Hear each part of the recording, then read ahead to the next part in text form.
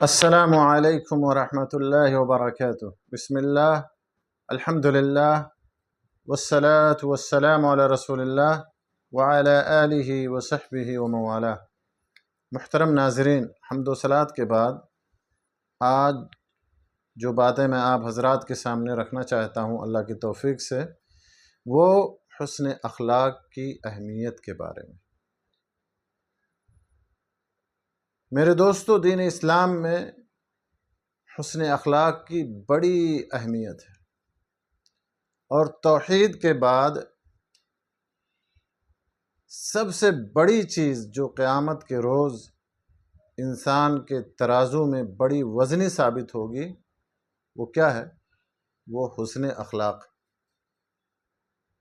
اللہ کے نبی صلی اللہ علیہ وسلم کا فرمان ہے، ما من شیء یوضع فی المیزان اثقل من حسن الخلق وان صاحب حسن الخلق لیبلغ به درجۃ صاحب الصوم والصلاۃ۔ آپ صلی اللہ علیہ وسلم نے فرمایا کہ ترازو میں رکھی جانے والی سب سے زیادہ وزنی چیز اچھے اخلاق یا حسن اخلاق کے سوا کچھ نہیں، اور اچھے اخلاق والا انسان اس شخص کے درجے اور مقام کو پہنچ جاتا ہے جو نماز روزے کا پابند ہو، جو صوم و صلات کا پابند ہو۔ یہ حدیث سنن ترمذی کے حوالے سے ہے، البانی رحمہ اللہ نے اس کو صحیح قرار دیا۔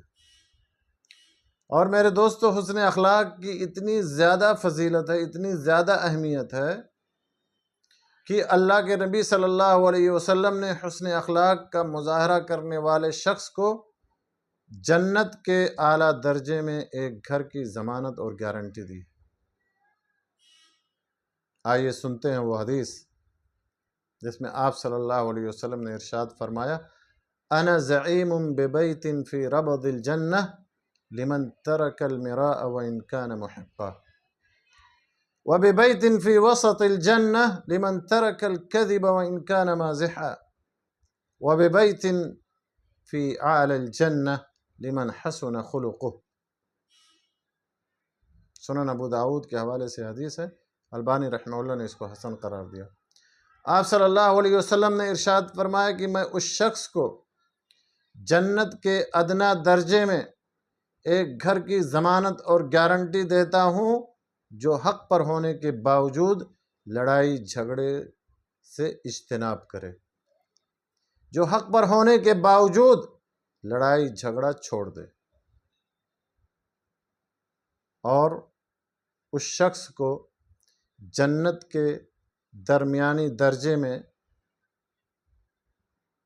اوسط درجے میں ایک گھر کی ضمانت اور گارنٹی دیتا ہوں۔ کس کو؟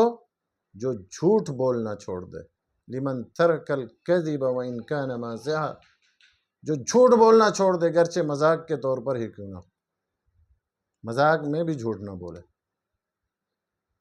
اور وَبِبَيْتٍ فِي أَعْلَى الْجَنَّةِ لِمَنْ حَسُنَ خُلُقُهُ، اور اس شخص کو جنت کے اعلیٰ اور بالا درجے میں، جنت کے اعلیٰ اور بالا حصے میں ایک گھر کی ضمانت اور گارنٹی دیتا ہوں جس کا اخلاق اچھا ہو، جو حسن اخلاق کا پیکر ہو۔ تو میرے دوستو، دین اسلام میں حسن اخلاق کی بڑی اہمیت اور فضیلت ہے۔ لہذا توحید کے بعد، کلمہ لا الہ الا اللہ کے بعد، قیامت کے روز سب سے جو وزنی چیز ہوگی انسان کے ترازو میں، جب انسان کے اعمال کو وزن کیا جائے گا تو وہ چیز ہوگی حسن اخلاق، اچھے اخلاق، حسن اخلاق۔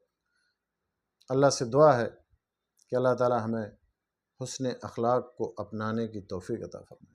اللہ تعالی ہمارے اخلاق کو، اطوار کو، معاملات کو بہتر بنائے، اچھا بنائے۔ اللہ تعالی ہمیں حق بات کہنے، سننے، سمجھنے اور اس پر عمل کرنے کی توفیق عطا فرمائے۔ اللہ تعالیٰ جب تک ہمیں اس دنیا میں زندہ رکھے، ایمان پر، اسلام پر، توحید پر، جب ہمارا خاتمہ ہو تو خاتمہ بالخیر ہو۔ آمین۔ وآخر دعوانا ان الحمد للہ رب العالمین۔ وصلی اللہ علی نبینا محمد وعلی آلہ وصحبہ اجمعین۔